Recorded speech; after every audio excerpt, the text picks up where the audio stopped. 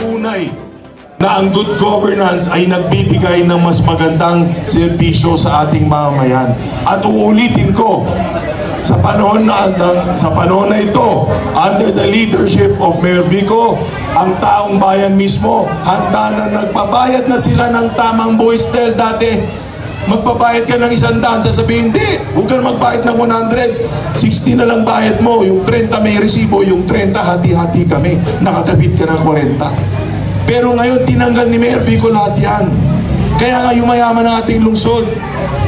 At alam ng taong bayan ngayon na dito sa Pasig, yung binabayad yung buwis sa ating pamahalaan, hindi ninanakaw ng inyong mga opisyales.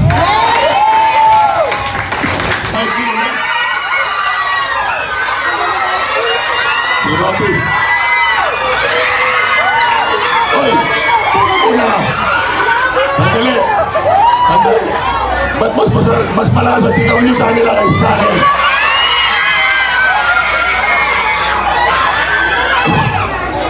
Baka iboto nyo si Robby, hindi ako, ha? Anyway, salamat. Thank you for coming. Thank you for coming. Mga kaibigan, Congressman Roman Romulo. Number 4, Mayor Vico Soto. Number 3, Vice Mayor Toto Jaworski. Maraming po salamat. Mabuhay ang Bilya Bukas. Yes, maraming salamat po ating muling iboto, Vice Mayor Toto Jaworski. Mula sa kakampi ng Pag-asa, dumako naman tayo sa astig ng Pasig. Muli nating iboto, number 1 sa inyong mga balota, Congressman Roman Romulo. Magandang hapon po sa ating lahat. Barangay San Joaquin. Unang-una po, no, maraming salamat sa pagpunta po dito ngayon hapon. Sa totoo po, ay nakita po natin medyo maraming tao talaga. Pero hindi na po natin babanggitin yung mga iba-iba natin ginawa. Nandun po sa pink na pinamimigay naming paypay. Pero gusto ko pa rin magbanggit ng mga ilang batas na ating ginawa na. Una po, dito po sa lungsod ng Pasig, marami pong magulang ang merong anak na may disability. Merong disability, either hindi makapagdinig ng maayos o hindi makakita, malabo yung paningin, o kaya may autism. Ang totoo, may SPED schools tayo. Pero yung mga SPED school natin, wala naman po dun yung mga dalubhasa. Kunyari po, autism. Wala naman developmental pediatrician doon. Walang mga occupational therapist doon. Walang physical therapist doon. Ang mga magulang po, sa labas pa pupunta. Ang assessment po, 2,500 to 5,000 ang ginagastos. Kaya 4,000. Yes po. Kaya gumawa na po tayo ng batas kung saan kailangan po yung ating mga SPED ILRCs, hindi lang DepEd ang mamamahala. Kailangan nandun rin po ang Department of Health. Kasi kailangan po natin lagyan yun ng mga dalubhasa.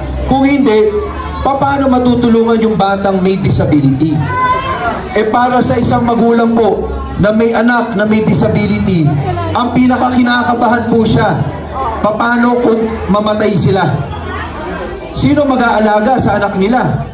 Kahit na may kapatid po yun, yung kapatid na yun magkakaroon ng sariling pamilya. So kawawa po yung disabled na anak. Kaya dito rin po sa batas na ito, hindi lang po lalagyan ng mga developmental pediatrician, occupational therapist, physical therapist, yung mga language, FSL, pero nilagay ko rin po doon na dapat may DSWD. Dapat may DSWD kasi paano kung yung disability, long term, talagang hindi madali ma-overcome. Ang gusto natin, kahit na wala na yung mga magulang, ang gobyerno tumutulong financially doon sa disabled para hindi naman po siya makawawa. Yung ibang batas po, yung ALS, mental wellness, alam niyo po, sa totoo, kaninang umagaw, absent ako eh. Kasi nandun ako sa Malacanang para sa isa pang pirmahan. Ang isang issue po na binabagat sa akin ng media ngayon, Yung nagva-viral po, yung mga bata sa Quezon City, yung medyo meron silang binuli na isang batang babae. Sa totoo, maraming bullying na nangyayari po sa atin. Pero dahil sa batas na to, yung ILRC, ay talagang papaigtingin natin, pati yung mga counselors po. Inayos na rin po natin yung registered guidance counselors para magkaroon na tayo, para may guidance na yung ating mga paral. Kung hindi, magpapatuloy po ito. Pero, yung iba na dyan naman po yan sa pink, hindi ko na iisa-isahin. Isa na lang po ang gusto kong mabanggit pa. Meron po akong pinasa ngayon sa House of Representatives. Ang pangalan niya, Education Pathways Bill. Etong Education Pathways Bill po, inaamyendahan ko na po yung napakapahirap na K-12 law.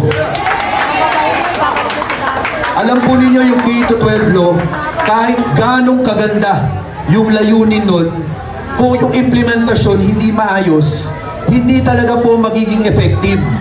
Mali po yun. Dapat baliktad sa EBET, dapat ikaw ang bayaran, ikaw ang nagtatrabaho. Yun yung pangatlo. Kasi katulad sa Pasig po, kung merong industriya dito maganda, doon na mag-enroll yung bata, sisweldohan na siya, pagtapos ng 2 taon, pwede siya makakuha ng hanggang NC4. Ang NC4 po, yung National Certificate 4, ibig sabihin nun, pwede ka na magkolehiyo pagtapos nun, hindi ka rin dada ng 11-12. Yung pang-apat na option, mag-grades 11 and 12 ka. Pero yung 4 na subject na lang sa 11, 4 sa 12. Yung pang-5 na alternatibo ko po para sa lahat, ito yung tinatawag kong honors exam. Lahat ng graduate ng grade 10, pwede silang pumili doon sa 4 na una, o pwede nilang kunin yung pang-5 na option na binigay ko sa panukalang batas na ito. Ang tawag ko po dito, honors exam. Pag pinasa yung honors exam, accelerated yung bata sa first year college. Exempted na siya sa grades 11 at grade 12.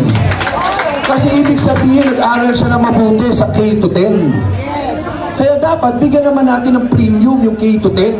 Hindi po katulad ngayon, yung bata, hirap na hirap, mag-11 and 12 pa eh. Yun ang honors exam para accelerated.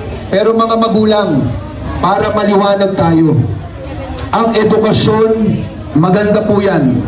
Maganda maging high school graduate, maganda maging college graduate, maganda maging doktor, nurse, teacher, engineero, accountant, abogado, maganda po lahat yan. Pero tayo yung mga magulang po dito, alam niyo totoo. Hindi lang edukasyon ang importante sa isang bata. Ang importante po talaga, sa totoo lang, yung kanyang karakter. Yung paghubog natin sa karakter ng isang kabataang Pilipino, kabataang Pasigueño. Sa totoo po, no, etong coming school year, meron po akong batas na pasado na rin po, pirmado na yon, i-implement na po etong darating na academic calendar. Binalik ko po yung good manners and right conduct, GMRC, as a subject sa grades 1 to 6. Sa grade 7 to 12, tatawagin siyang values education.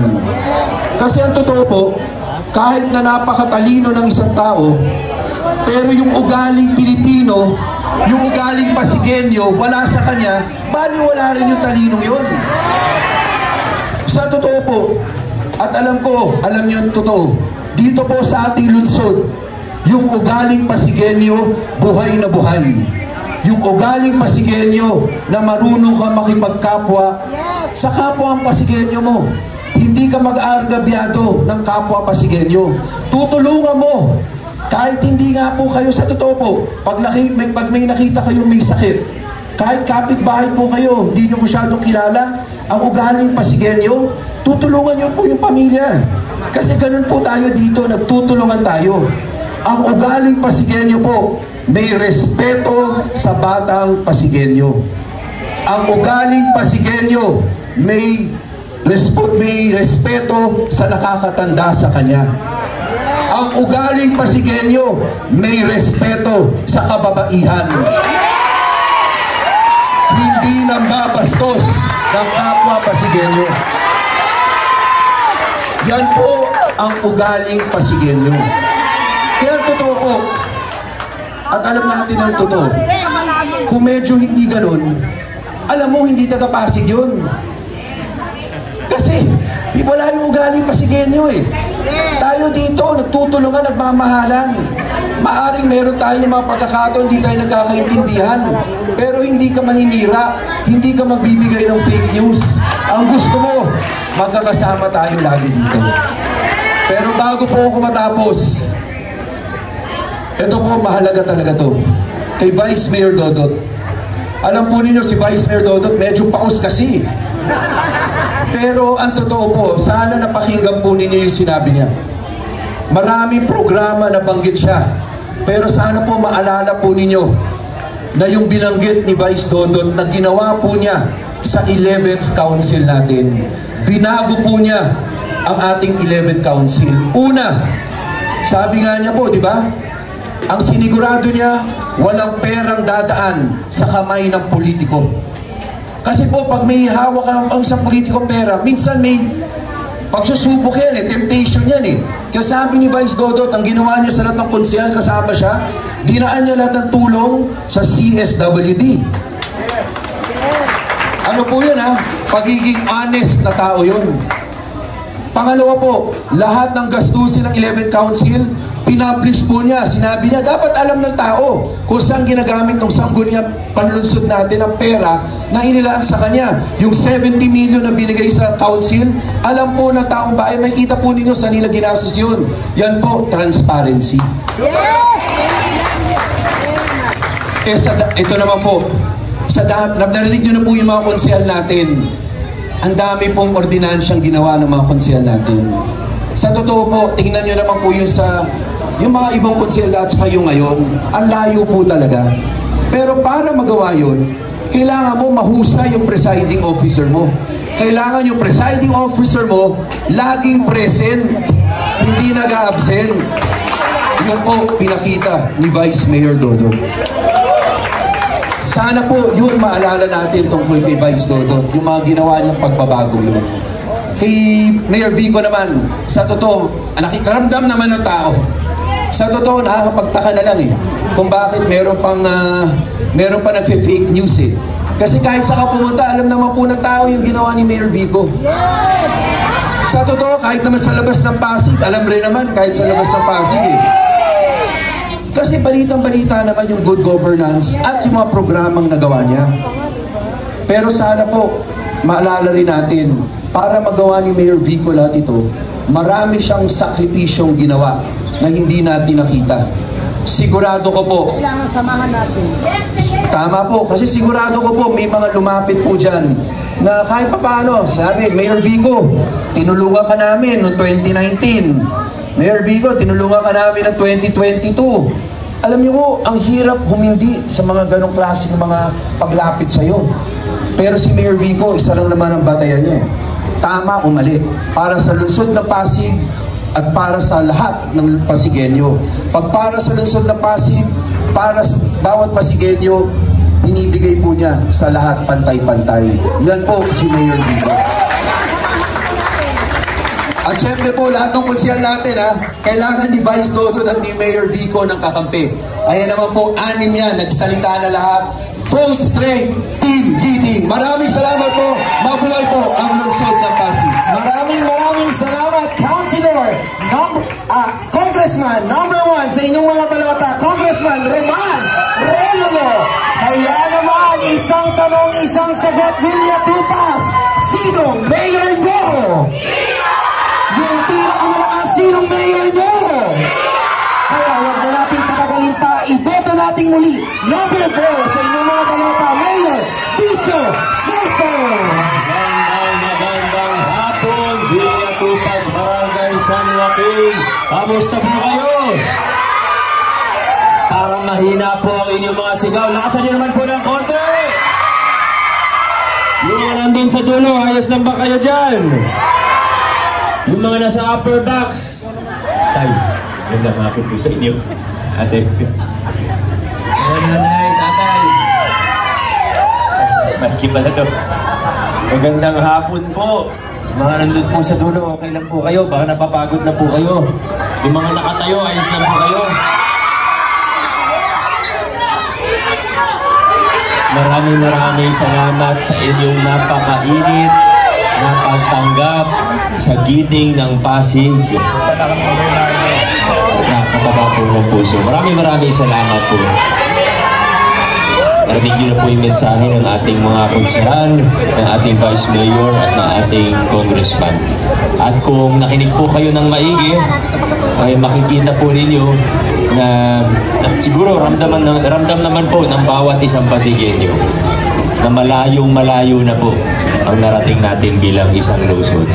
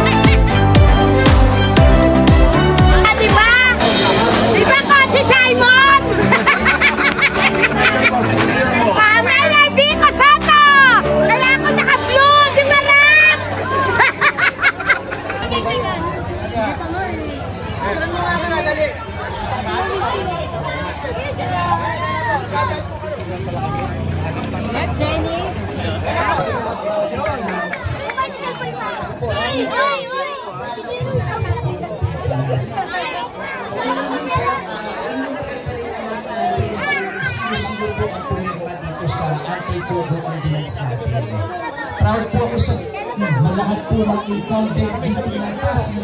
Sumuporta po sa ating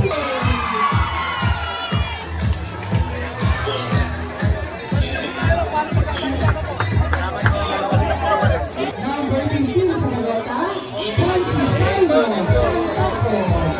At syempre, ang Vice Mayor ng lungsod ng Pasig, Vice Mayor Dodot Jaworski. At ang Congressman ng lungsod ng Pasig, Congressman Roman Romulo. Barangay San Joaquin, Mayor Vico Soto. At syempre, ang host for tonight, ang Tubong San Joaquin, Pasok Jam. Thank you so much, Mami Fruit Cake. Tuloy-tuloy na po tayo. Lang po guys, ayan. Tuloy-tuloy na po tayo sa ating programa, mga kabarangay San Joaquin. Pero bago ang lahat, ina-acknowledge din po natin ang presensya. Salamat po sa pagtindig dito sa giting ng Pasig, Kapitan Ep Sanchez. Thank you so much po. Kaya naman tuloy-tuloy. Napakagandang ginawa. Pero sana po, maalala natin lahat. Basta ito po, yung lalo-lalo yung maglabanggit lang sa Present yung Vice Mayor, nagtatrabaho yung City Council. O Vice Dodot, maraming salamat po. Hindi ko na po babanggitin lahat. Sabi sa akin ni Principal, kung sa totoo, yung mga batang yan, marami dyan na-graduate wala pa tayong SPED high schools. Kaya yung pinakamalapit nila mapupuntahan, private na SPED sa Maynila. Eh sabi ng mga magulang, masyado mahal yun. Bumakan dito sa tingnan kanan, mataas pa energy natin. Ang sinasabi ko, imahan dito sa kaya. Hanggang dito sa loob. Ay, mga nakaupo. Ay. Ito, nakakatakot ka naman. Yung manakaupo sa upper box. Yung mga nasa VIP seats. Marami itong mga nasa VIP seats, ha? Magandang gabi ulit sa inyo. Alam niyo, nakakagulat po. Dahil una po akong nag-meeting dito, nagkaroon ng konting talakayan. Taong 2016 po yata yun. Maganda na rin yung pagtanggap ninyo sa akin, pero konti pa lang tayo. 2019, kasama si Congressman Roman Romo, ay ako po ay nag-file ng aking kandidatura para mayor. Isa po sa inyo nandito nung nag-focus kami ni Ikaw. Matilis na. Sa barangay San Luque naman kami. Maliwanag naman po. Habang nagsasalita si Congressman Roman, namatay na naman yung ilaw. At nakamalas naman namin tuwing meron. 22, binigyan niyo po ako ng mga kasama, hindi lang sa congressman, kundi pati sa ating konseho. Binigyan niyo ako ng maayos na mga kasama, matitibay na mga kasama. Yung hindi basta-basta nagpapadala sa tukso, yung hindi nang-aabuso ng kapangyarihan. At higit sa lahat, mga kasama, mga kasangga na naniniwala sa direksyon natin bilang isang lungsod. Ang hirap ko, isipin, nakasakay kayo sa L300, nakasakay kayo sa van, nakasakay kayo sa jeep. Yung driver gustong dumiretso, yung lungsod ng Pasig. Alam niyo, tuwing marapit na eleksyon, marami tayong naririnig na kung ano-anong mensahe at marami po sa mga mensahe ay punong-puno ng pangako. Tama po, di ba nagsawa na tayo sa paulit-ulit na pangako ng mga politiko? Di ba? Barangay, city, hanggang national. Ang dali kasing mangako eh. Sa aming mga politiko, ang pinakamadali na gawin namin ay ipangako sa inyo ang langit at lupa. Laway lang naman ang puhunan dyan eh. Laway lang ang puhunan, kayang-kayang gawin, kayang-kayang mangako. Madali lang po yan, patayo ng ganyan, itong gagawin, ganito bibigay. Napakadaling sabihin, napakadaling. Kaya ang bilin ko po sa mga kasama sa Giting ng Pasig, iwasan na natin yung mangako. Focus na lang tayo sa kung ano ba yung nagawa natin, track record natin, at kung ano ba yung direksyon natin bilang isang lungsod. Kaya, mga kapwa ko Pasigenyo, ngayong 2025, ako po ay nangangako sa inyo. Ano? Ay hindi, ako ay mangangako na hindi ako mangangako ngayong 2025. Ngunit, kung kayang gawin, kung pwedeng gawin, gagawin na lang natin. Hindi na kailangan marami pang anong sasabihin pa. Magbigay tayo ng ilang halimbawa. Pag-asa Scholarship Program 2022, hindi naman siya pinangako ng ating Vice Mayor. Pero nung nakitang kaya at pwedeng gawin, sa pangunahan ni Vice Mayor Dodot Jaworski, nagkaroon tayo ng Pag-asa Scholarship Program. Yung libreng prangkisa, libreng city plate o plaka ng mga tricycle natin, hindi pinangako yan. Pero Konsi Volta, ginawa na lang po natin. Wow, pogi. Problema sa lupa. Alam kong may ilan po sa inyo, may konting pero muli po, hindi tayo mahilig mangako. Pero track record na lang po pag-usapan. 3 taon pa lang si Konsi Kiko. Natulungan niya na po ako, natulungan niya na po tayo. Ito, muli po, wala kaming sasabihin tungkol dito pero ito naman po, track record po. 3 taon pa lamang, wala pang 3 taon si Konsi Kiko, pero natulungan niya na tayo para maayos ang problema ng mahigit 3,000 pamilya para mapasa kanila yung lupang pinatitirikan ng kanilang mga bahay. Wala pang 3 years at marami sa problema na yun. Yung pinakamalaki yung sa Ismar, Kalawaan, kung alam niyo po, kung nakarating na po kayo doon. Problema sa Ismar, 4 na dekada na pong problema yun. Less than 3 years, naayos po natin yung problema. Councilor Kiko Ruscha po yan. Yung mga nabanggit kanina tungkol sa PCGH, pero sa akin yung pinaka-highlight natin sa healthcare ngayong taon, yung sa Children's Hospital. Nung panahon ng COVID, nakita natin na kailangan maging pangalawang hospital siya, pati sa adult patients. Kailangan lawakan yung serbisyo, lakihan yung emergency room. Kaya ang ginawa po natin, pagkatapos ng pandemya, pinag-aralan po natin kung ano yung mga kailangan niya para maging level 2 general hospital na po siya. So, yung emergency room, lalaki, magdadagdag ng iba't ibang serbisyo, pati yung OR, i-upgrade. Pero yung pinaka-importante dito, dahil nga napupuno yung mga hospital sa buong Metro Manila, naabutan namin yan 60 bed capacity. Naglaan tayo ng 300 million, nagsimula na po ang renovation niya and upgrading, conversion into a level 2 general hospital. Mula 60 bed capacity, ngayon po ay nagiging 120 bed capacity na po siya. Doble. Chairman Eric Gonzales ang tumulong sa atin dyan. Chairman ng Committee on Health, kaya chairman po tawag ko sa kanya. Yung sa Pogo, ang laking bagay po nun. Isipin nyo, sa buong Pilipinas, tayo ang may masasabing, kumbaga, may political will na i-ban ang Pogo. Ang laking bagay po. Kasi wala naman empleyado na Pilipino yun eh. Wala po, puro dayuhan. Tumataas pa yung krimen kung nasan sila. Totoo po yan. Pero kung yung mga nasa loob ng City Council, sila pa mismo yung naglalakad ng Pogo, paano natin siya ibaban? Ang hirap. Hindi kaya ng mayor mag-isa. Sa tulong po ni Councilor Simon Tantoco, tayo po ang nauna sa buong Pilipinas yan. Ito, malupit. Malupit talaga yung susunod. Isipin nyo, meron po kaming kasama, may isa pong natalo. Noong 2022, hindi po siya pinalad.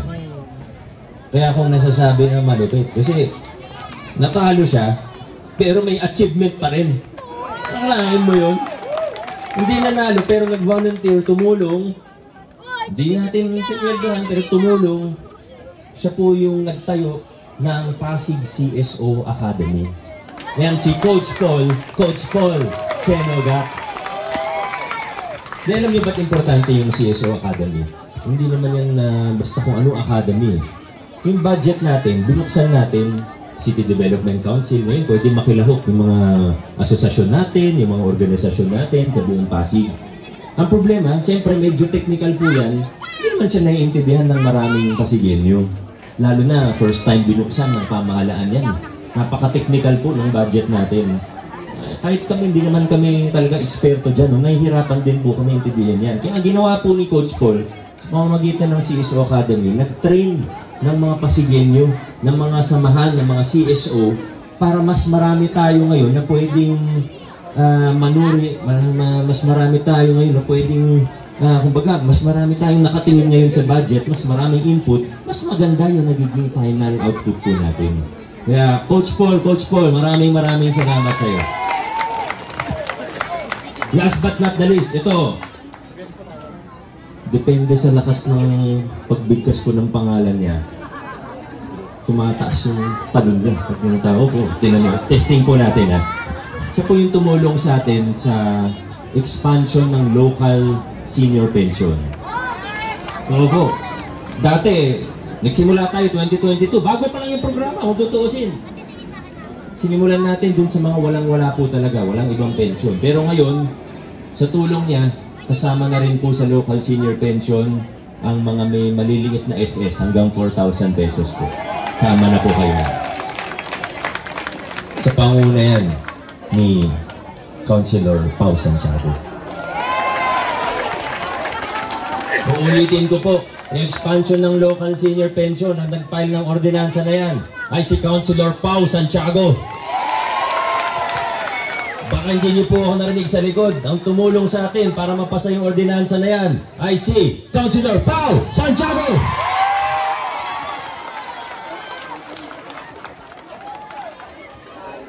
Marami na po tayong nagawa. Marami na po tayong napagtagumpayan. Yung mga pagbabago, reforma na hindi biro. Napagtagumpayan po natin dito. Yung sinasabi sa maraming lugar, sinasabi sa akin nung nagsisimula tayo na imposible yan, Biko, imposible yan. Hindi nyo magagawa yan. Pero napakita natin sa lungsod ng Pasig na pati yung imposible, ginagawa natin posible. Ba't magkakasama po tayo? Kasi ang totoo po, alam nyo, kami mga opisyalis, opo, nagtatrabaho kami. Pero hindi naman kami makakapagtrabaho ng maayos kung hindi po sa tulong, suporta at pakikiisa po ninyo. Kaya maraming salamat din po sa inyo. Lahat ng achievement namin sa inyo po nagmumula. Maraming salamat, Barangay San Joaquin. Mabuhay ang lungsod ng Pasig.